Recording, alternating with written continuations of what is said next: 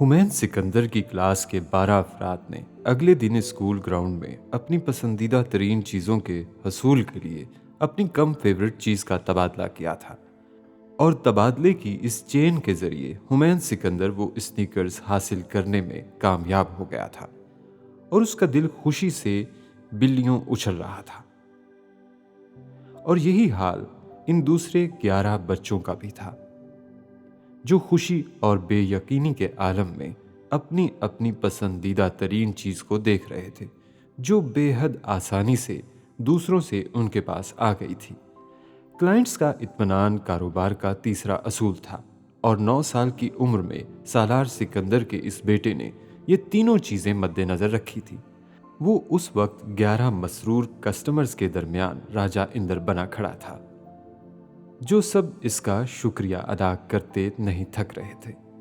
इस दिन हुमैन सिकंदर ने स्पोर्ट्स आवर में इन नए स्नीकर्स के साथ प्रैक्टिस की थी और सबसे पहले जिसने उसके वो स्नीकर्स देखे थे वो रईसा थी, जिसे उसने पीटर टाउन सीड के वो स्नीकर्स उस वक्त भी दिखाए थे जब उसका इन पर दिल आ गया था और जब उसने घर में इमामा से इनकी फरमाइश की थी। और उसने तब भी इन स्नीकर्स के बारे में बताया था उसे, जिनके हसूल के लिए वो एक बिजनेस प्लान बना रहा था। उसका वो बिजनेस प्लान 7 साला रईसा के सर के ऊपर से गुजरा था, लेकिन उसे अगर एक वाहिद एहसास हुआ था तो वो ये कि किसी भी दूसरे की चीज़ किसी भी तरह लेना शायद मुनासिब नहीं था।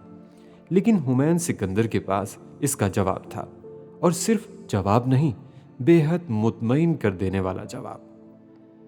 अब 4 दिन के बाद रईसा वो स्नीकर्स हुमैन के पैरों में देख रही थी और वो उसे बेहद फातिहाना अंदाज में बता रहा था कि उसने ये बार्टर डील किन 11 क्लास फेलोज के ताउन से सरअंजाम दी, और अगर उनमें से किसी ने अपनी कोई चीज़ वापस मांग ली तो। रईसा ने उसकी सारी गुफ्तगू सुनने के बाद अपने जहन में उभरने वाले पहले खदशे का इजहार उससे किया। ऐसा तो हो ही नहीं सकता, हुमैन ने बेहद पुरएतमाद अंदाज में कहा। क्यों? हुमैन ने उसकी क्यों के जवाब में अपनी जेब से एक कॉन्ट्रैक्ट निकालकर उसे दिखाया, जिस पर हुमैन समेत 12 लोगों के दस्तखत थे और इस कॉन्ट्रैक्ट पर इस लेन देन के हवाले से शराइत व ज़वाबित दर्ज थे, जिसमें एक शर्त यह भी थी कि एक दफ़ा चीज़ों का तबादला होने के बाद वो वापस नहीं हो सकती थी। वो रईसा को सारी शराइत पढ़कर सुना रहा था, जिसकी बुनियाद पर वो बिजनेस डील हुई थी। रईसा खामोशी से सुनती रही, फिर उसने कहा, अगर बाबा मम्मी ने तुम्हारे स्नीकर्स देख लिए तो? हुमैन ने उसके सवाल पर अपना सर खुजाते हुए कहा, now that's a tricky part. अब यही एक उलझन है। वो अपना कॉन्ट्रैक्ट तय करते हुए अपना सर मुसलसल खुजा रहा था। मैं उनको ये स्नीकर्स नहीं दिखाऊंगा, ना उनके सामने पहनूंगा और ना ही तुम उन्हें बताओगी। हुमैन ने सर खुजाना बंद करते हुए उससे कहा था। हम उनसे झूठ बोलेंगे? रईसा को ये सूरत हाल कोई इतनी मुनासिब नहीं लगी थी। बिल्कुल नहीं, हुमैन ने बेसाख्ता कहा। भला झूठ क्यों बोलेंगे हम बस उन्हें बताएंगे ही नहीं। उसने बात को लपेटा। क्यों? रईसा अब भी मुतमईन नहीं हुई थी। पेरेंट्स बहुत सी बातों को नहीं समझते, हुमैन ने जैसे किसी बुजुर्ग की तरह फिलॉसफी झाड़ी। इसलिए उन्हें सब कुछ बताना जरूरी नहीं होता। फिर मैंने कोई गलत काम नहीं किया, मैंने बिजनेस किया है। हम सब ने अपनी मर्जी से सारी चीज़ों का एक्सचेंज किया है, तो अगर मम्मी पापा को पता ना भी चले तो भी कोई बात नहीं, हुमैन ने उससे कहा था। रईसा मुतमईन हुई या नहीं, वो खामोश हो गई थी। वो हुमैन का राज था और वो उसे किसी से शेयर नहीं कर सकती थी। वो बस पहला और आखिरी मौका था जब उन दोनों के दरमियान इस हवाले से लंबी चौड़ी बातचीत हुई थी। रईसा का ख्याल था वो बस पहली और आखिरी बिजनेस डील थी जो हुमैन ने की थी, और वो इसके बाद ऐसा कुछ करने वाला नहीं था। हुमैन का अपना ख्याल भी यही था। लेकिन इस बिजनेस डील के सिर्फ एक हफ्ते के बाद उन 11 लोगों में से एक और लड़का उसके पास आन मौजूद हुआ था। इस बार उसे क्लास के ही एक लड़के के ग्लासेस चाहिए थे और वो हुमैन के जरिए ये डील करवाना चाहता था और इस डील के बदले वो हुमैन को $5 देने पर तैयार था। वो रकम बड़ी नहीं थी, लेकिन हुमैन इस तरगीब के सामने ठहर नहीं सका। एक बार फिर उसने एक पूरी बार्टर चेन के जरिए वो ब्रांडेड सनग्लासेस अपने क्लाइंट को डिलीवर कर दिए थे और $5 कमा लिए थे। ये उसकी जिंदगी की पहली कमाई थी और रईसा को इस बारे में भी पता था। वो इस बार भी खुश न थी, लेकिन हुमैन को इस बार भी इस बिजनेस डील के नतीजे में होने वाली आमदनी के हवाले से कोई शर्मिंदगी नहीं थी। और फिर ये बिजनेस उसकी अपनी क्लास से निकलकर स्कूल में फैल गया था। स्कूल में सबको ये पसंद था। स्कूल में चंद महीनों में सबको ये पता था कि अगर किसी को स्कूल में किसी दूसरे बच्चे की कोई चीज़ पसंद आ जाए तो उसके हसूल के लिए हुमैन सिकंदर वाहिद नाम था जिसकी खिदमत वो हासिल कर सकते थे। हुमैन सिकंदर को खुद भी अंदाज़ा नहीं था कि वो क्या करने जा रहा था जब स्नीकर्स के एक जोड़े के लिए उसने इस बिज़नेस का आगाज़ किया था। 3 माह के अरसा में हुमैन ने इस बिज़नेस से तकरीबन $175 कमा लिए थे और ये $175 इन चंद अशिया के अलावा थे जो उसने बार्टर चेन के दौरान अपने लिए हासिल की थी और रईसा उसके हर लेन देन से वाकिफ भी थी और हर गुजरते दिन के साथ वो ज़्यादा परेशान भी हो रही थी। हुमैन सिकंदर के पास अब पैसे थे जो उसने मम्मी या बाबा से नहीं लिए थे और हुमैन के पास अब कुछ ऐसी चीज़ें थीं जो उसकी मलकियत नहीं थी, किसी और की थी। ये उसके लिए बहुत परेशान कुन बात थी। हुमैन सिकंदर की सारी तौजीहात सुनने के बावजूद रईसा मुतमईन नहीं हुई थी। ना वो इस बिज़नेस को हजम कर पा रही थी जिसका पता उसके वालिदैन को नहीं था और ना ही वो हुमैन के पास आने वाली दूसरी चीज़ों को। और एक महंगे गेम के तबादले के बाद पहली बार रईसा ने फैसला किया था कि उसे अब इस बिज़नेस के बारे में अपने वालिदैन को बता देना चाहिए, इससे पहले कि हुमैन किसी मुश्किल का शिकार हो जाए। लेकिन वो इसमें कामयाब नहीं हो सकी थी। सालार और इमामा ने स्कूल में हुमैन से ज़्यादा बातचीत नहीं की थी। सालार ने उससे कहा था वो इस मसले पर घर में बात करेंगे और फिर वो चले गए थे, लेकिन हुमैन परेशान हो गया था। वो और रईसा एक स्कूल में थे, जिब्रील और इनायत दूसरे में, इसलिए ये राज सिर्फ रईसा तक ही रहा था, वरना स्कूल के किसी और बच्चे के जरिए ये बात जिब्रील या इनायत तक भी पहुंच जाती। छुट्टी के वक्त हुमैन ने रईसा को इस सूरत हाल से आगाह कर दिया था जो उसे पेश आई थी। वो बेहद परेशान हो गई थी। Warning letter? उसे जैसे यकीन नहीं आता था कि हुमैन के साथ ये हो सकता था। मैंने तुम्हें कितनी बार मना किया था, लेकिन तुमने बात ना मानी। मुझे तवक्को नहीं थी कि ऐसा हो जाएगा। वो दोनों स्कूल बस में सवार होने की बजाय अब उस मसले को डिस्कस करने में मसरूफ थे। बाबा और मम्मी बहुत खफा हुए होंगे। रईसा ने उससे पूछा, तुम्हें बहुत डांटा क्या? नहीं, यहाँ तो नहीं डांटा, लेकिन घर जाकर डांटेंगे। बाबा ने कहा था उन्हें मुझसे ज़रूरी बातें करनी हैं घर जाकर। हुमैन कुछ फिक्रमंद अंदाज में कह रहा था, वो तुम्हें स्कूल से निकाल देंगे क्या? रईसा को तशवीश हुई। नहीं, ऐसा तो नहीं होगा। बाबा ने माजरत की उनसे और वो मान भी गए। हुमैन ने उसे बताया। कितनी बुरी बात है। रईसा को और अफसोस हुआ। बाबा को कितना बुरा लगा होगा। वो बहुत शर्मिंदा हो गए होंगे और मम्मी भी हो रही होंगी। मुझे पता है। हुमैन कुछ खज्जल था। अपने माँ बाप को इस तरह परेशान उसने भी पहली बार ही देखा था, और वो भी स्कूल की एडमिनिस्ट्रेशन के सामने। वो उसके लिए भी कुछ अच्छा मंजर नहीं था। तुम्हें ये नहीं करना चाहिए था हुमैन। जानता हूं, लेकिन अब क्या होगा? उसने रईसा से जैसे मशवरा लिया। उसके पास जब अपने ऑप्शंस खत्म हो जाते थे तो वो रईसा की राय लेता था। वो राय उसकी समझ में आती ना आती, वो इस पर अमल करता ना करता, लेकिन वो बहुत छोटी उम्र से हर चीज़ के बारे में रईसा की राय पूछने का आदी था। ये रईसा को बात करने पर उकसाने के लिए उन सब बहन भाइयों की आदत थी। तुम्हें बाबा और मम्मी से सॉरी कर लेना चाहिए, रईसा ने उसे राय दी। जब कोई गलत काम हो जाए तो सबसे पहले यही करना चाहिए। रईसा ने पहले मशवरा दिया, फिर अपने माँ बाप की नसीहत दोहराई। एक्सक्यूज तो मैं पहले ही कर चुका हूं, लेकिन क्या उनका गुस्सा ठंडा हो चुका होगा घर पहुंचने तक? वो कुछ मोहतात अंदाज में पूछ रहा था। मेरा नहीं ख्याल कि ऐसा है, रईसा ने बिल्कुल सही अंदाजा लगाया था। अच्छा, हुमैन को उसके अंदाजे के दुरुस्त होने पर पूरा यकीन था, क्योंकि उसकी अपनी छठी हिस्स भी यही कह रही थी। लेकिन अगर कुछ समझ में नहीं आ रहा था तो वो मसले का हल था।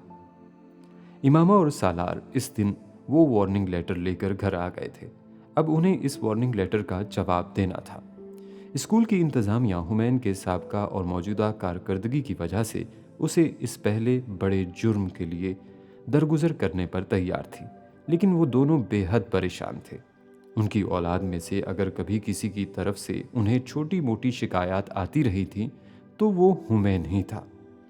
इसके बावजूद हुमैन ने कभी कोई ऐसी शरारत नहीं की थी, ना ऐसा कोई काम कि जिस पर उन्हें इस तरह स्कूल बुलाकर वार्निंग लेटर थमाया जाता। और फिर जो काम उसने किया था उसने उनका दिमाग घुमा कर रख दिया था। वो अगर उनके सामने वहाँ खुद एतराफ़ ना कर चुका होता तो वो कभी यकीन ना करते कि हुमैन बिजनेस टाइप की कोई चीज़ स्कूल में कर सकता था। और फिर इस तरह का बिजनेस उसको क्या ज़रूरत पेश आई थी और उसे करने की तुक क्या थी? वो वाकई समझ नहीं पा रहे थे। जिब्रील और इनाया को इस हवाले से कुछ नहीं बताना। सालार ने इमामा को घर ड्रॉप करते हुए उससे कहा था, और रईसा को उससे भी बात करनी होगी, वो बड़बड़ाया था। उस दिन स्कूल से वापसी पर हुमैन जितना संजीदा था, इससे ज्यादा संजीदा इमामा थी। हर रोज की तरह पुरजोश सलाम का जवाब सलाम से मिला था। ना ही हमेशा की तरह वो उससे जाकर लिपटा था, और ना ही इमामा ने ऐसी कोई कोशिश की थी। और ये सर्द महरी का मुजाहरा सिर्फ हुमैन के साथ नहीं हुआ था, रईसा के साथ भी हुआ था। मगर इमामा ने उन्हें खाना खिलाते हुए भी किसी रद्द अमल का इजहार नहीं किया था।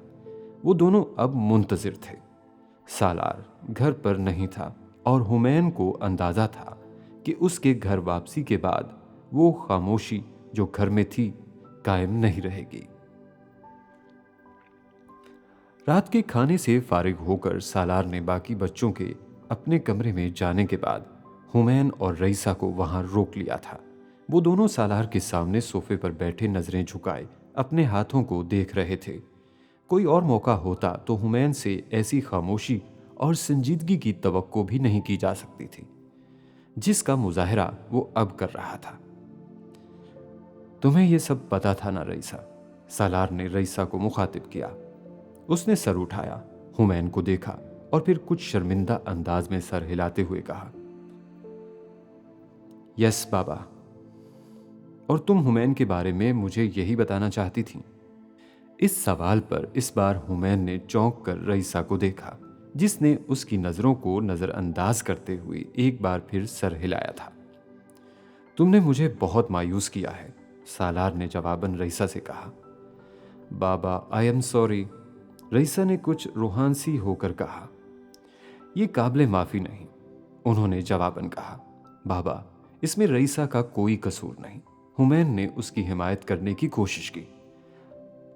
सालार ने उसे तुर्शी से झिड़क दिया। Shut up. हुमैन और रईसा दोनों गुमसुम हो गए थे। उन्होंने सालार के मुंह से इस तरह के लफ्ज और इस अंदाज में उनका इजहार पहली बार देखा था।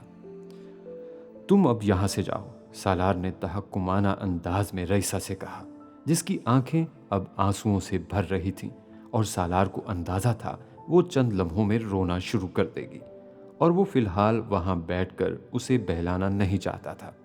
रईसा चुपचाप वहां से चली गई थी। सिटिंग एरिया में अब सिर्फ वही दोनों बाप बेटा रह गए थे। तुम्हें स्कूल में बिजनेस करने के लिए भेजा गया था, सालार ने उससे बातचीत शुरू की। नहीं, हुमैन ने बड़े मोहतात अंदाज में उससे नजरें मिलाए बगैर जवाब दिया। फिर किस काम के लिए भेजा गया था? सालार ने उससे अगला सवाल किया। पढ़ने के लिए। हुमैन का सर अब भी झुका हुआ था। और तुम ये पढ़ रहे थे? सालार ने बेहद खफगी से उससे कहा। बाबा, मैंने जो भी किया है आपको बताकर किया है, हुमैन ने यकदम कहा। क्या बताया है तुमने बिजनेस के बारे में? उसने मुख्तसरन कहा। और इस वक्त सालार को कई महीने पहले अपनी और हुमैन सिकंदर की वो गुफ्तगू याद आई थी जब उसने एक रात बड़ी संजीदगी से उसके पास आकर उससे बिजनेस के हवाले से बातचीत की थी। वो उस वक्त अपने काम में मसरूफ था और उसने हुमैन के इन सवालों को सिर्फ एक तजस्सुस का हिस्सा समझा था जो उसे हर चीज के बारे में होता था। बाबा, अगर हमें कोई चीज हासिल करनी हो तो कैसे करें? वो सवाल इतना सादा था कि सालार हैरान हुए बगैर नहीं रह सका था। वो इतने सीधे सवाल नहीं करता था। मसलन क्या हासिल करना हो, उसने जवाबन पूछा था। कुछ भी, कोई भी ऐसी चीज जो किसी दूसरे के पास हो और हमें अच्छी लगे तो कैसे लें? लेना जरूरी है क्या? सालार ने अपने लैपटॉप पर काम करते हुए पूछा। बहुत जरूरी, उसने बेहद मुख्तसर जवाब दिया। मेहनत करो और वो चीज खरीद लो। ये जवाब देते हुए सालार को अंदाजा नहीं था वो उसे रास्ता दिखा रहा था। वो सोच में पड़ गया था। यानी बिजनेस करना पड़ेगा, उसने सालार से पूछा था। जाहिर है, सालार ने जवाब दिया। और बिजनेस कैसे करते हैं? हुमैन ने जवाबन पूछा। बिजनेस प्लान बनाकर। वो अपने काम में मसरूफ उसके सवालों का जवाब देता गया, उनकी नवैयत या मकसद के बारे में गौर किए बगैर। वो कैसे बनाते हैं? सबसे पहले ये तय करते हैं कि क्या बिजनेस करना है। इसके बाद उसके लिए इन्वेस्टमेंट चाहिए। अगर वो ना हो तो, हुमैन ने पूछा, तो फिर कोई ऐसी स्ट्रेटजी होनी चाहिए जिससे किसी पार्टनर को ऑन बोर्ड लाकर इन्वेस्टमेंट की कमी पूरी की जा सके। ओके, तो बिजनेस स्ट्रेटजी होनी चाहिए और इसके बाद पार्टनर्स। फिर वो बेहद मुतजस्सिस हो रहा था। फिर इफेक्टिव इम्प्लीमेंटेशन, जो प्लान किया हो उस पर अच्छी तरह से अमल दरामद किया जाए और वक्त पर। वो एक बिजनेस प्लान को जितनी सादगी से उसे समझा सकता था उसे समझा रहा था। और सबसे आखिर में क्लाइंट को मुतमईन करना ताकि आपको और क्लाइंट्स मिलते रहें। ओके, हुमैन ने ये असूल भी समझ लिया था। उसके बाप के वहमो गुमान में भी नहीं था कि वो इससे जो कुछ पूछ रहा है उसका इस्तेमाल वो किस तरह और कहाँ करेगा। सालार बहुत देर तक अपने इस 9 साला हम शक्ल को देखता रहा जिसके चेहरे की मासूमियत से अब भी ये अंदाजा लगाना मुश्किल था कि वो कभी कोई गलत काम कर सकता था। मैं नाखुश हूं, सालार ने उससे कहा। आई एम सॉरी, जवाब तड़ से आया था, लेकिन सालार को एहसास था इस माजरत में शर्मिंदगी नहीं थी। एतमाद और काबिलियत हर वक्त पसंद नहीं आती। सालार के साथ भी इस वक्त वहां बैठे यही हो रहा था। तुम्हें यह सब करने की जरूरत क्यों पेश आई? हुमैन ने बेइख्तियार एक गहरा सांस लिया। फिर उसने बाप को स्नीकर्स के जोड़े की वजह से स्टार्ट किए जाने वाले इस बिजनेस वेंचर की तफसीलात बताना शुरू कर दी। सालार टोके बगैर उसकी गुफ्तगू सुनता रहा। हुमैन ने कुछ भी नहीं छुपाया था। स्कूल में माँ बाप की अपनी वजह से होने वाली शर्मिंदगी देखने के बाद उसने यही फैसला किया था कि वो उन्हें सब कुछ बता देगा, अब कोई झूठ नहीं बोलेगा। जब वो खामोश हुआ तो सालार ने उससे पूछा, वो कॉन्ट्रैक्ट्स कहाँ हैं जो तुमने उन सब से साइन करवाए हैं? हुमैन वहां से उठकर कमरे में गया और कुछ देर बाद एक फाइल लेकर वापस आया। उसने वो फाइल सालार की तरफ बढ़ा दी थी। सालार ने फाइल खोलकर उसके अंदर मौजूद मुआहिदे की शिकों पर नजर डाली। फिर हुमैन से पूछा, ये किसने लिखी हैं? मैंने खुद, उसने जवाब दिया। सालार इस मुआहिदे को पढ़ने लगा। एक 9 साला बच्चे ने इस मुआहिदे में अपने जहन में आने वाली हर उस शिक को शामिल किया था जो उसे जरूरी लगी थी या जो उसने कहीं देखी होगी। सालार मुतासिर हुए बगैर नहीं रह सका। मुआहिदे की सिर्फ जुबान बचगाना थी, लेकिन शिके नहीं। हुमैन ने इस मुआहिदे के जरिए अपने आप को मुकम्मल तौर पर महफूज कर लिया था। ये उसकी बदकिस्मती थी कि वो बच्चों के साथ डीलिंग कर रहा था और उसे बच्चों की नफ्सियात का अंदाज़ा नहीं था कि वो बदलते मूड के ताबे होते हैं, मुआहिदों के नहीं। सालार ने फाइल बंद की, फिर उससे पूछा, और जो रकम तुमने उन सब लोगों से ली है वो कहाँ है? मेरे पास, हुमैन ने जवाब दिया। कुछ खर्च की? सालार ने पूछा। नहीं, उसने कहा।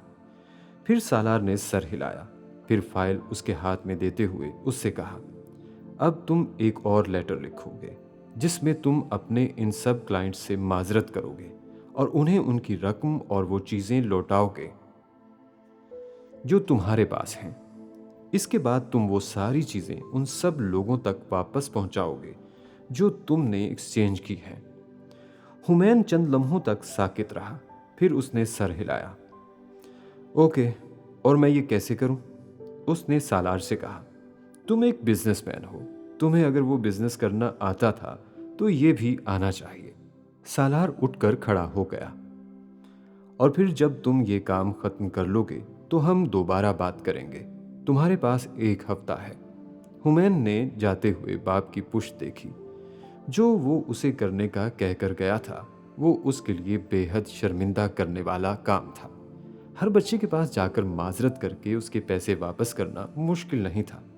उसे पता था हर बच्चा बेहद खुशी खुशी अपने पैसे वापस ले लेगा, लेकिन मसला असल चीज असल मालिक को पहुंचाना था। उसे घर बैठे ही अंदाजा था कि कोई बच्चा भी खुशी खुशी उसे वो चीज वापस नहीं करेगा जो वो इस बार्टर डील के जरिए हासिल कर चुका था। और फिर जरूरी नहीं कि हर बच्चे ने वो चीज सही हालत में रखी हो। खुद उसके पास मौजूद दूसरे बच्चे के स्नीकर्स भी अब खेल खेल कर पुराने हो गए थे। उसे वहां बैठे बैठे अंदाजा हो रहा था बाप उसे किस परेशानी में डाल गया था। तुमने बाबा से मेरे बारे में क्यों बात की थी? हुमैन ने अगली सुबह स्कूल में रईसा से पूछा। मैंने कुछ बताया तो नहीं, लेकिन मैं तुम्हारे लिए परेशान थी, रईसा ने जवाबन उससे कहा। अगर तुम बता देती तो मैं तुमसे कभी बात नहीं करता, हुमैन ने उससे कहा। बाबा ने तुम्हें माफ कर दिया। रईसा को जिस बात की परेशानी थी उसने उससे वो सवाल किया। बाबा ने मुझसे कहा है मैं सबकी चीजें और पैसे वापस कर दूं, फिर वो मुझसे दोबारा बात करेंगे। हुमैन संजीदा और कुछ परेशान लगा रईसा को। क्या मैं तुम्हारी हेल्प कर सकती हूँ? उसने हुमैन को ऑफर की। नहीं, मैं मैनेज कर लूंगा, उसने जवाबन कहा। इस बिजनेस का वो अगला तजुर्बा हुमैन सिकंदर की जिंदगी का सबसे सबक आमोज तजुर्बा था। एक स्टार स्टूडेंट के तौर पर स्कूल के बच्चों को अपनी पसंदीदा चीज़ लेने की तरगीब देना और फिर इस हद तक उन्हें ललचा देना कि वो आंखें बंद करके अपनी पसंदीदा चीज़ के पीछे चल पड़ें अलग बात थी, लेकिन अपनी पसंदीदा चीज़ को वापस देना खुशी खुशी अलहदा मामला था। चीज़ वापस देने का कहने वाला हुमैन सिकंदर होता या कोई और, उनको फ़र्क नहीं पड़ता था। वो मुतमईन और खुश क्लाइंट्स जिन्होंने हुमैन सिकंदर का दिमाग सातवें आसमान पर पहुंचाया था वो इसी तरह उसे खींच कर वापस भी ले आए। वो एक हफ्ते की बजाय एक दिन में वो काम सर अंजाम दे देना चाहता था, लेकिन अगले ही दिन उसे पता चल गया था कि सालार सिकंदर ने इस काम के लिए उसे एक हफ्ता क्यों दिया था, एक दिन क्यों नहीं। हुमैन सिकंदर अगले दिन स्कूल में इस बिजनेस के जरिए होने वाले बिजनेस मुआहिदों को ख़त्म करने में पहली बार स्कूल के सबसे नापसंदीदा स्टूडेंट के दर्जा पर फायज हो रहा था। कामयाबी इंसान को एक सबक सिखाती है, नाकामी 10, लेकिन हुमैन सिकंदर ने 15 सीखे थे। बाबा, आई एम सॉरी, गाड़ी से उतरते हुए सालार को देखकर लपकती हुई उसके पास आई थी। रईसा साइकिल चला रही थी। वो रईसा की पहली गलती थी जिस पर सालार को उसे डांटना पड़ा था, और रईसा पिछली रात से ये बात हजम नहीं कर पा रही थी। गाड़ी का दरवाज़ा खोले सीट पर बैठे बैठे सालार ने अपनी इस मुंह बोली बेटी को देखा जो परवानों की तरह अपने बाप के गिर्द मंडलाती फिरती थी। तुम्हें पता है तुमने क्या गलती की? सालार ने एक दिन की खामोशी के बाद उसे माफ करने का फैसला करते हुए उससे पूछा। यस, मुझे आपको और मम्मी को सब कुछ बताना चाहिए था, रईसा ने अपने ग्लासेस ठीक करते हुए सर झुकाकर कहा। और सालार ने मजीद कुरेदा। और मुझे हुमैन को स्पोर्ट नहीं करना चाहिए था। लेकिन बाबा, मैंने उसको स्पोर्ट कभी नहीं किया। रईसा ने पहला जुमला कहते ही उसकी तस्हीह की। तुमने खामोश रहकर उसे सपोर्ट किया, सालार ने कहा। बाबा, मैंने उसे मना किया था, लेकिन उसने मुझे कन्विंस कर लिया। रईसा ने अपना मसला और वजाहत पेश की। अगर उसने तुम्हें कन्विंस कर लिया था तो फिर तुम मुझे क्यों बताना चाहती थी हुमैन के बारे में कुछ? इस बार रईसा ने जवाब नहीं दिया। वो सर झुकाए खड़ी रही। सालार ने उसका हाथ अपने हाथ में लिया और कहा, तुम कन्विंस नहीं हुई थी। तुम्हारे दिल में था कि हुमैन ठीक काम नहीं कर रहा। रईसा ने सालार की बात पर इसी तरह सर झुकाए झुकाए सर हिलाया। ये ज्यादा बुरी बात थी। तुम्हें पता था वो एक गलत काम कर रहा है, लेकिन तुमने उसे करने दिया, छुपाया। वो मुझसे नाराज हो जाता बाबा, रईसा ने कहा। तो क्या होता? सालार ने इसी संजीदगी से कहा। मैं उसे नाराज नहीं कर सकती, उसने इस बार कुछ और बेबसी से कहा। उसकी नाराजी इससे बेहतर थी जितनी परेशानी वो अब उठाएगा। तुम्हें अंदाजा है स्कूल में कितनी शर्मिंदगी उठानी पड़ेगी अब उसे। रईसा ने एक बार फिर सर हिला दिया। वो तुम्हारा भाई है, दोस्त है। तुम उससे बहुत प्यार करती हो, मैं जानता हूं। लेकिन अगर कोई हमें अजीज हो तो उसकी गलती हमें अजीज नहीं होनी चाहिए।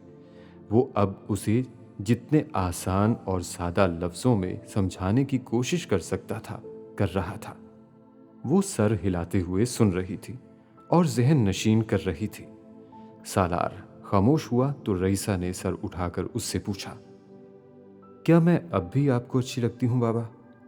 सालार ने उसके गिर्द बाजू फैलाकर उसे अपने सीने से लगाते हुए उसका सर चूमा। यस। रईसा खिल उठी।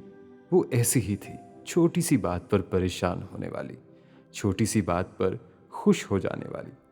रईसा अब गाड़ी की पिछली सीट से उसका ब्रीफकेस निकालने लगी थी। इनाया ने एरिक को खिड़की से देखा था और वो उसे देखती ही रह गई थी। वो एक छुट्टी का दिन था और वो सिटिंग एरिया की खिड़की में पड़े कुछ छोटे इंडोर प्लांट्स को थोड़ी देर पहले किचन सिंक से पानी देकर लाई थी और अब उन्हें खिड़की में रख रही थी। जब उसने एरिक को घर से निकलते देखा था और वो हिल नहीं सकी थी, और एरिक को इस तरह देखने वाली वो अकेली नहीं थी। वो अब कॉलोनी के इस रोड के फुटपाथ पर आ चुका था जो उन घरों के बीच घूमती घामती उन्हें एक दूसरे से जोड़े हुए थी। और इस सड़क से इक्का दुक्का गुजरने वाली गाड़ियां और फुटपाथ पर अपने कुत्तों और बिल्लियों को नहलाने वाले अफराद में से कोई ऐसा नहीं था जो एरिक को ना देख रहा हो। इनाया किचन में काम करती इमामा ने उसे इतनी देर खिड़की से बाहर झांकते देखकर पुकारा था। इनाया इस कदर मगन थी कि उसे मां की आवाज सुनाई नहीं दी थी।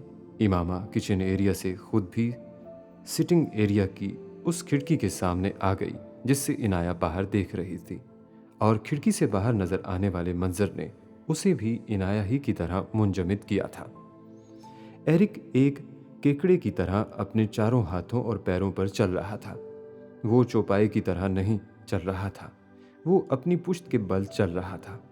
अपना पेट ऊंचा किए, अपने दोनों हाथों के बल अपने ऊपरी धड़ को उठाए, अपनी टांगें घुटनों के बल उठाए वो बड़ी दिक्कत से चल बल के रेंग रहा था। लेकिन रुके बगैर बेहद इत्मीनान से वो इस तरह इधर से उधर जाते हुए चहलकदमी में मसरूफ था जैसे ये उसके चलने का नॉर्मल तरीका था। वो जब थक जाता बैठकर थोड़ी देर सांस लेता, फिर इसी तरह चलना शुरू कर देता। ये क्या कर रहा है? इनाया ने अब कुछ परेशान होकर इमामा से पूछा था। जो खुद भी इसी तरह की हक्का बक्का उसे देख रही थी। पता नहीं, क्या ये चल नहीं सकता? इनाया को तशवीश हुई थी। पता नहीं इमामा और क्या जवाब देती। जिब्रील, तुम जरा जाकर उसे अंदर लेकर आओ। जिब्रील ऊपर वाली मंजिल से सीढ़ियां उतर रहा था जब इमामा ने उसके कदमों की आवाज पर पलटकर उसे देखते हुए कहा, किसे? जिब्रील ने जवाबन खिड़की के पास आते हुए कहा और इमामा को उसके सवाल का जवाब देने की जरूरत नहीं पड़ी। उसने एरिक को देख लिया था। फिर वो रुके बगैर बाहर निकल आया। एरिक इसी तरह उनके घर के सामने केकड़ा बना इधर से उधर जा रहा था, लेकिन वो रुका नहीं था। इसी तरह उसे नजरअंदाज करते हुए चलता रहा। हेलो, जिब्रील ने एरिक के साथ टहलते हुए उससे कहा। उसकी सुर्ख होती रंगत, फूला हुआ सांस और माथे पर टपकते पसीने के कतरों से ये अंदाजा हो गया था कि वो थक चुका है, लेकिन इसके बावजूद सिर्फ लोगों की तवज्जो हासिल किए रखने के लिए खुद पर जुल्म कर रहा था। हेलो, उसने भी जिब्रील की हेलो का जवाब इतने ही पुरजोश लेकिन थके हुए अंदाज में दिया था। ये कोई नई एक्सरसाइज है? जिब्रील ने उसके साथ हल्के कदमों से चलते हुए कहा। नहीं, एरिक का जवाब आया। फिर, मैं केकड़ा हूं और केकड़े ऐसे ही चलते हैं। एरिक ने इस बार उसकी तरफ देखे बगैर कहा। ओ आई सी, जिब्रील ने बेख्तियार कहा। और ये तब्दीली कब आई? आखिरी बार जब मैंने तुम्हें देखा था तो तुम इंसान थे। जिब्रील इससे यूं बात कर रहा था जैसे उसे उसकी बात पर यकीन आ गया। आज रात, एरिक ने फूले हुए सांस के साथ कहा। ओह, केकड़े अक्सर रुककर आराम भी करते हैं, तुम नहीं करोगे? जिब्रील ने बिलाखिर उसे मशवरा देने वाले अंदाज में कहा। एरिक के लिए जैसे तिनके को सहारा वाली बात हुई थी। वो ढह जाने वाले अंदाज में फुटपाथ पर चित लेटते हुए बोला, ओह यस, मैं भूल गया था। अच्छा हुआ तुमने याद दिला दिया। उसने जिब्रील के कदमों में लेटे लेटे कहा। डोंट माइंड, केकड़े इतनी एफर्ट करने के बाद खाते पीते भी हैं। जिब्रील ने जैसे उसे अगली बात याद दिलाई। हाँ, मुझे भी खाने को कुछ चाहिए। एरिक की भूख वाकई उसकी बात से चमकी। उसके बाजू और कमर इस वक्त तकरीबन शल हो रही थी। हमारे घर में केकड़ों की कुछ खुराक है, अगर तुम्हें इंटरेस्ट हो तो तुम जाके खा सकते हो, जिब्रील ने बिलाखिर उससे कहा। वो सीधा सादा उसे आकर इमामा का पैगाम भी दे सकता था, लेकिन उन्हें एरिक का पता नहीं चलता था कि वो किस मूड में होता और क्या जवाब देता। मुझे सोचने दो। एरिक सोच में पड़ा। जिब्रील ने सर उठाकर उस खिड़की की तरफ देखा जहां से उसे इमामा और इनाया नजर आ रही थी। लेकिन मजबूरी वाली कोई बात नहीं, अगर तुम नहीं आना चाहते तो भी ठीक है, जिब्रील ने कहते हुए कदम आगे बढ़ाए। एरिक एकदम इसी तरह केकड़ा बने बने उसके साथ चलने लगा। जिब्रील रुका और उसने बड़ी शाइस्तगी से उससे कहा, मुझे अच्छा लगेगा अगर तुम कुछ देर के लिए दोबारा इंसान बन जाओ। मेरी बहन और मम्मी केकड़ों से बहुत डरती हैं और उनके डर को ख़त्म करने के लिए हमें हर वो केकड़ा मारना पड़ता है जो हमें नज़र आ जाए। उसने मजाक की बात संजीदगी से कही थी और एरिक ने बखूबी समझ लिया था कि वो उससे क्या चाहता है। वो रुका, बैठा, फिर उठकर खड़ा हो गया। जिब्रील के साथ घर में दाखिल होते हुए उसने इमामा और इनाया की हैरान नज़रें महसूस कर ली थी, मगर फिर भी वो मुतमईन था। एरिक, तुम क्या कर रहे थे बाहर? उसके अंदर आते ही इनाया ने उससे सबसे पहले पूछा था। वो जवाबन सिर्फ मुस्कुराया था, फातिहाना अंदाज में, यूं जैसे जो वो चाहता था हासिल कर लिया हो। ये एरिक नहीं है, ये केकड़ा है, जिब्रील ने उसका तारुफ करवाया, और उसे अच्छा लगेगा अगर उसको इस नाम से ही पुकारा जाए। उसने जिब्रील के तारुफ को भी नज़रअंदाज कर दिया था। वो सीधा किचन काउंटर के करीब पड़े एक स्टूल पर जाकर बैठ गया था। तुम इतने दिन से आए क्यों नहीं? इमामा ने बात का मौजू बदलने की कोशिश की। उसे अंदाजा था सिर्फ उसे नहीं, इन तीनों को, कि वो उनके घर के बाहर केकड़ा बनकर चहलकदमी क्यों कर रहा था। मैं मसरूफ था, एरिक ने मुख्तसर जवाब दिया।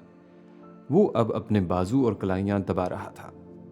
जिब्रील और इनाया ने नजरों का तबादला किया और अपनी हंसी को रोका।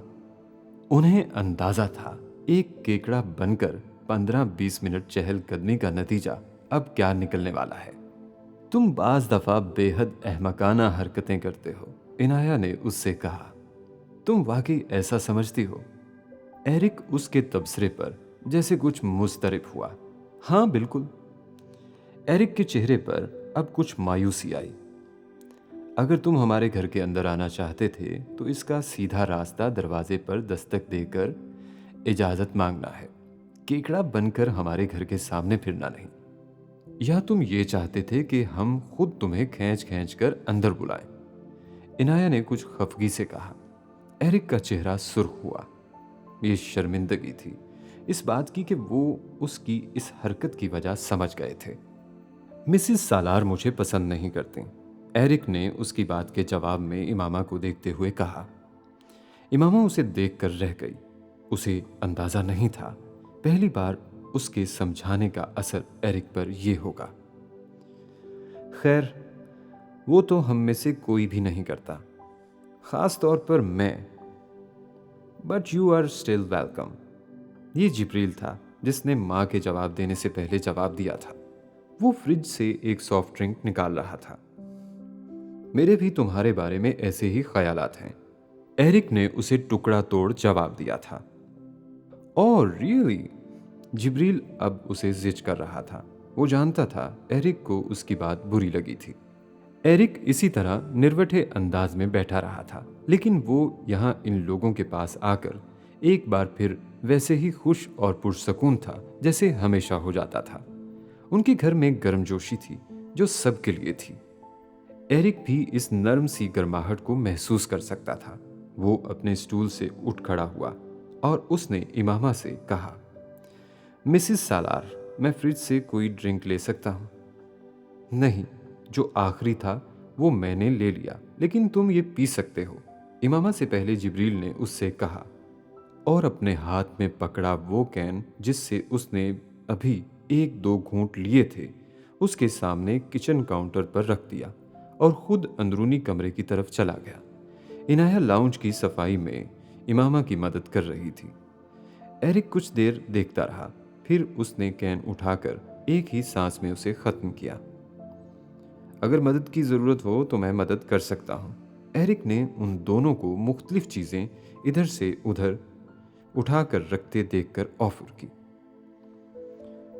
तुम्हारे बाजू अब 2 दिन तक कुछ भी उठाने के काबिल नहीं रहेंगे, इसलिए आराम करो, हम खुद ही कर लेंगे। एरिक, इमामा ने जवाबन उससे कहा। मेरा नाम एरिक नहीं है, एरिक ने बेहद संजीदगी से इमामा को जवाब दिया। हाँ हाँ पता है, तुम्हारा नाम अब क्रैब है। इनाया ने होवर चलाते हुए मजाक उड़ाने वाले अंदाज में उससे कहा। मेरा नाम अब्दुल्ला है। इमामा और इनाया ने बैक वक्त पहले उसे देखा और फिर एक दूसरे को। क्या मतलब? इमामा कुछ हक्का बक्का सी हो गई। अब मेरा नाम एरिक नहीं अब्दुल्ला है। एरिक ने अपना जुमला इसी संजीदगी से दोहराया था। किसने बदला है तुम्हारा नाम? इनाया भी मां की तरह दंग थी। मैंने खुद, एरिक ने फखरिया अंदाज में खाली कैन डस्टबिन में फेंकते हुए कहा। एरिक एक बहुत खूबसूरत नाम था। इमामा ने बेहद संजीदगी से उससे कहा। क्यों इनाया? उसने रवानी में इनाया से पूछा। अब्दुल्ला ज्यादा खूबसूरत नाम है मम्मी। इनाया ने मां की तायीद नहीं की, लेकिन बड़े जताने वाले अंदाज में बताया कि वो अब्दुल्ला से क्या मफहूम ले रही थी।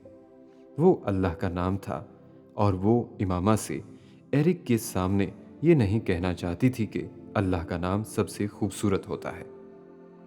सालार और इमामा ने अमेरिका में अपने बच्चों को मजहब से नाआशना नहीं रखा था और माँ बाप से बढ़कर ये काम जिब्रील करता था, जो इन तीनों को कुरान की बहुत सारी बातें बताता था, लेकिन अपने मजहब से मुकम्मल तौर पर वाकिफ होने और बाअमल होने के बावजूद इन दोनों ने अपने बच्चों को इस मुआशरे में रहते हुए मजहबी मुबाहिस में हिस्सा लेने से हमेशा बाज रखा था।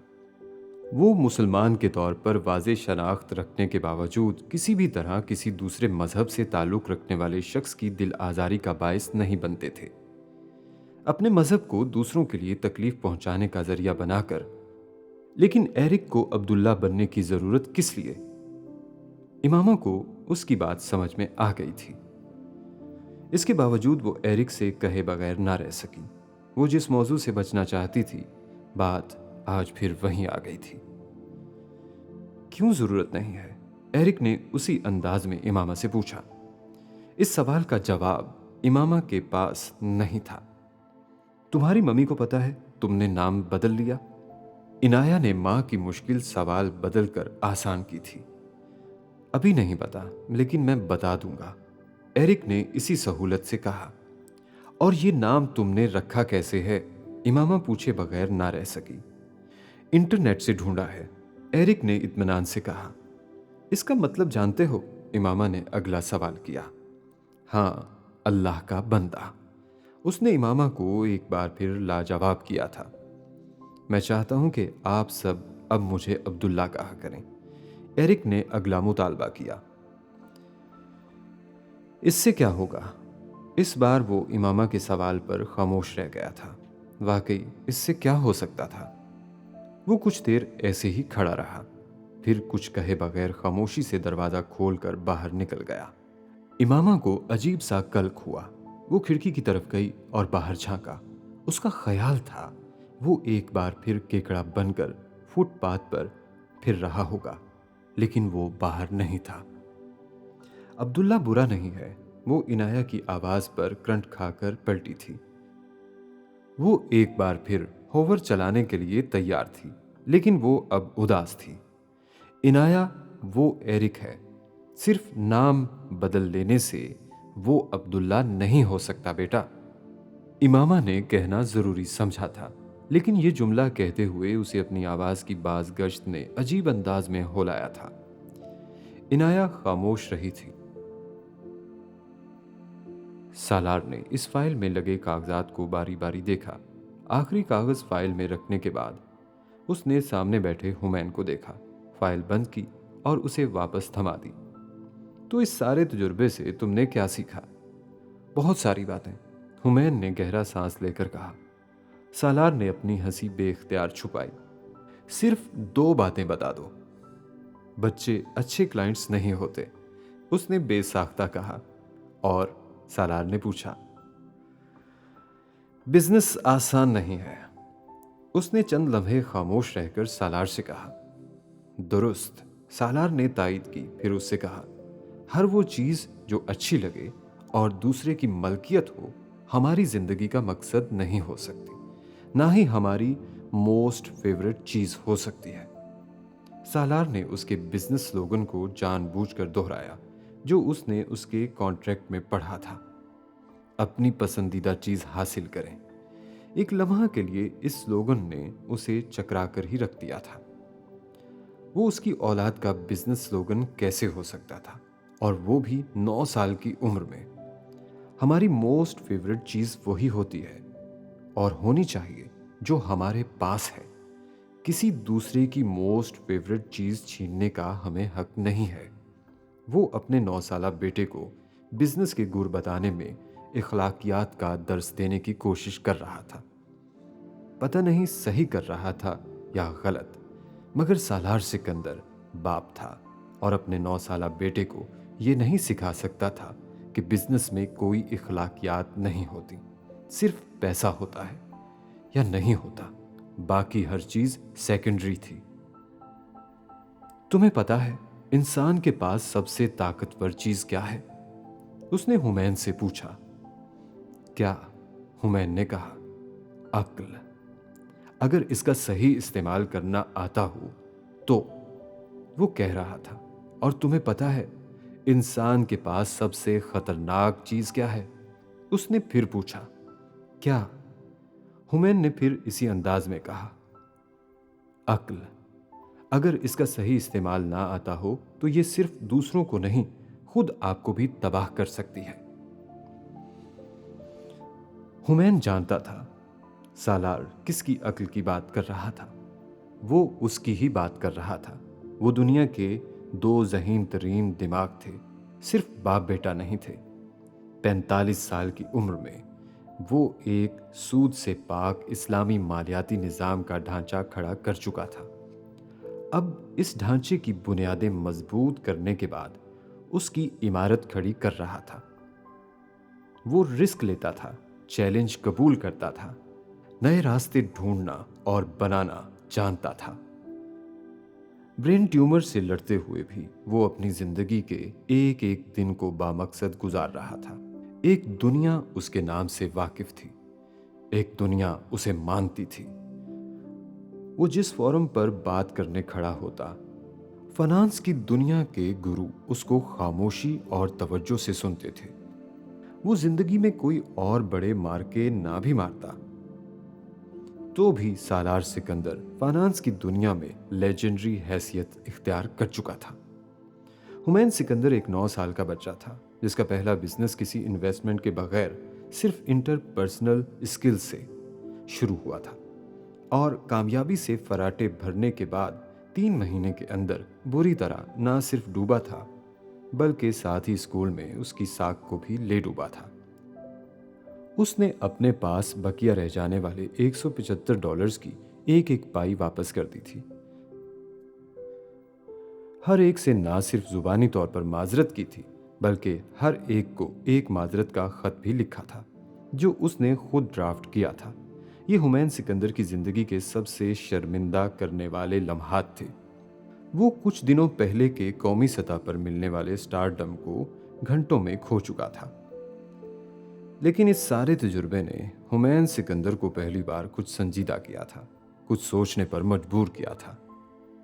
उसने इस रात एक बात अपने बाप को नहीं बताई थी और वो ये थी कि उसे जिंदगी में बिजनेस ही करना था, अपने बाप से ज्यादा बड़ा और कामयाब नाम बनना था। उसे दुनिया का अमीर तरीन आदमी बनना था। हुमैन सिकंदर ने यह ख्वाब जागती आंखों से अपने क्लास फेलोज को उनकी रकम वापस करते हुए देखा था। जिसकी ताबीर उसे कैसे हासिल करनी थी ये उसे अभी सोचना था। मम्मी, मैं कुरान पाक पढ़ना चाहता हूँ। डिनर टेबल पर इस रात एरिक अपनी फैमिली के साथ कई दिनों बाद साथ बैठा था। कैरोलिन का बॉयफ्रेंड भी वहीं था। जब खाने के दरमियान एरिक ने कैरोलिन से ये बात कही थी। वो क्या है? एक लम्हा के लिए कैरोलिन की समझ में नहीं आया था कि वो किस चीज को पढ़ने की ख्वाहिश का इजहार कर रहा है। मुस्लिम्स की हॉली बुक, मुकद्दस किताब जो इनाया की फैमिली पढ़ती है, उसने माँ को वजाहत दी। कैरोलिन के पार्टनर रॉल्फ ने खाना खाते हुए रुककर उन दोनों को देखा था। वो तकरीबन पिछले 3 महीने से अब इसी घर में कैरोलिन के साथ एक लिव इन रिलेशनशिप में था। एरिक उसे पसंद नहीं करता था, वो अच्छी तरह जानता था, लेकिन एरिक ने कभी उससे बदतमीजी भी नहीं की थी। उन दोनों का ताल्लुक बेहद रस्मी सा था, मगर इतने अरसे में यह पहली बार था कि वो एरिक की किसी बात पर तबसरा करना चाहता था, लेकिन कुछ झिझक रहा था। वो एरिक के दिल में अपने लिए नापसंदीदगी में इजाफा नहीं करना चाहता था। तुम ट्रांसलेशन पढ़ना चाहते हो? कैरोलिन ने कहा। नहीं, मैं अरबी पढ़ना चाहता हूं जैसे वो पढ़ते हैं। वो संजीदा था। लेकिन तुम्हें अरबी नहीं आती? कैरोलिन भी उस वक्त बेहद संजीदा थी। ये एक अजीब फरमाइश थी। हाँ, लेकिन जिब्रील मुझे सिखा देगा, उसको आती है अरबी, एरिक ने मां से कहा। फौरी तौर पर कैरोलिन की समझ में नहीं आया कि वो क्या जवाब दे। वो एक नई जुबान का जिक्र इस तरह कर रहा था जैसे वो 2 दिन में उसे सीख लेने वाला था। इसकी जरूरत क्या है? कैरोलिन को खामोश देखकर रॉल्फ बोले बगैर नहीं रह सका था। ये मुसलमानों की हॉली बुक है। तुम्हें इसको पढ़ने के लिए एक नई जुबान सीखने की जरूरत नहीं है। तुम इसकी ट्रांसलेशन पढ़ सकते हो अगर तुम्हें एक किताब के तौर पर इसे पढ़ने में दिलचस्पी है तो। रॉल्फ ने अपनी तरफ से बेहद मुनासिब मशवरा दिया था, जो एरिक ने एक कान से सुनकर दूसरे कान से निकाल दिया था। उसने रॉल्फ की बात का जवाब देने की भी जहमत नहीं की थी। मम्मी, रॉल्फ को मुकम्मल तौर पर नज़रअंदाज करते हुए उसने सवालिया अंदाज में कैरोलिन की तरफ देखा। वो एक गहरा सांस लेकर रह गई। उसके और एरिक के ताल्लुकात आजकल जिस नोयत के रह गए थे, इसमें ये बड़ी बात थी कि वो किसी काम के लिए उससे इजाज़त मांग रहा था, वरना वो कोई काम करके भी उसे बताने की जहमत नहीं करता था। तुम्हारी स्टडीज मुतासिर होंगी एरिक। कैरोलिन को जो वाहिद मसला था उसने उसका जिक्र किया। वो मुतासिर नहीं होंगी, आई प्रॉमिस। उसने फौरन से पेशतर माँ को यकीन दहानी करवाई। राल्फ को अजीब सी हतक का एहसास हुआ था, लेकिन दोबारा मुदाखलत करने की बजाय खाना खाने में मसरूफ हो गया। ओके, ठीक है, लेकिन अगर तुम्हारी स्टडीज पर कोई असर पड़ा तो मैं तुम्हें रोक दूंगी। एरिक का चेहरा खिल उठा। ओके, उसने जैसे माँ को तसल्ली देने वाले अंदाज में कहा। तुम कब जाया करोगे जिब्रील के पास कुरान पाक पढ़ने? कैरोलिन ने पूछा। हफ्ते में 2 बार, एरिक ने कहा। ठीक है, वो जैसे मुतमईन हुई। आप जिब्रील की मम्मी को फ़ोन करके बता दें कि आपने मुझे इजाज़त दे दी है और आपका कोई एतराज़ नहीं है, एरिक ने कहा।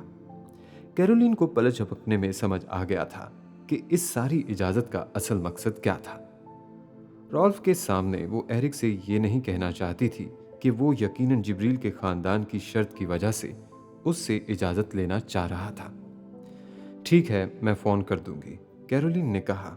एरिक शुक्रिया अदा करते हुए खाना ख़त्म करके चला गया। तुम बेवकूफ़ी कर रही हो, उसके वहां से जाते ही रॉल्फ ने बेहद नाखुश अंदाज में कैरोलिन से कहा था। कैसी बेवकूफ़ी? वो समझते हुए भी ना समझी थी। तुम्हारा बेटा पहले ही तुम्हारे लिए सरदर्द बना हुआ है। वो टेम्परामेंटल है और तुम उसे कुरान पाक और अरबी सीखने के लिए भेज रही हो ताकि वो इंतहा पसंद हो जाए, वो भी एक मुसलमान खानदान के पास। कैरोलिन हंस पड़ी थी। तुम इस खानदान को जानते नहीं हो रॉल्फ, मैं 3.5 साल से जानती हूं। नेबर्स हैं हमारे।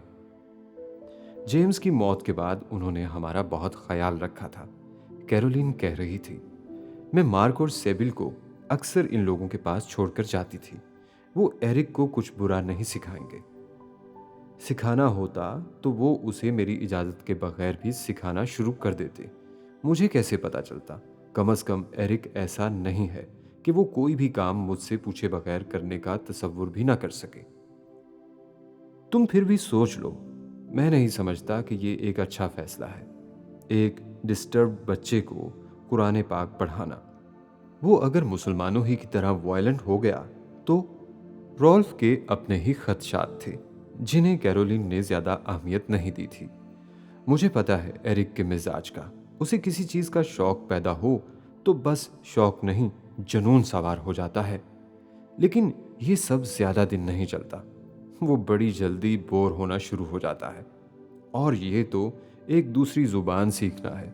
तुम देख लेना, 1-2 हफ्तों के बाद खुद ही छोड़ देगा वो। कैरोलिन ने बेहद मुतमईन अंदाज में रॉल्फ के खदशात ख़त्म करने की कोशिश की। और जो उसने कहा था उसे इस पर यकीन था, मगर वो फिर भी खुश इसलिए थी कि कई हफ्तों के बाद उसके और एरिक के दरमियान बाहमी रजामंदी से एक बात हुई थी। एरिक इस इजाज़त के अगले ही दिन दोबारा इमामा और सालार के घर पहुंच गया था, जिब्रील के पास कुरान पाक का आगाज़ करने। वो एक दिन पहले भी इसी तरह जिब्रील के पास गया था।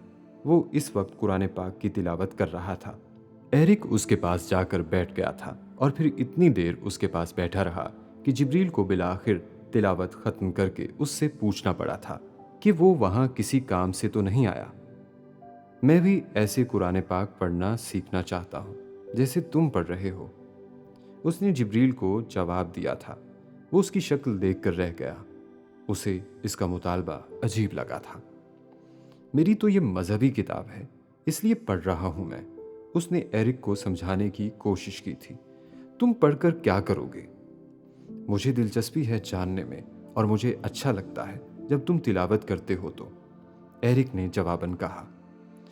तुम इंटरनेट पर ट्रांसलेशन पढ़ सकते हो, या मैं तुम्हें दे दूंगा एक इंग्लिश ट्रांसलेशन, और तुम्हें तिलावत अच्छी लगती है तो तुम वो भी वहाँ से डाउनलोड करके सुन सकते हो।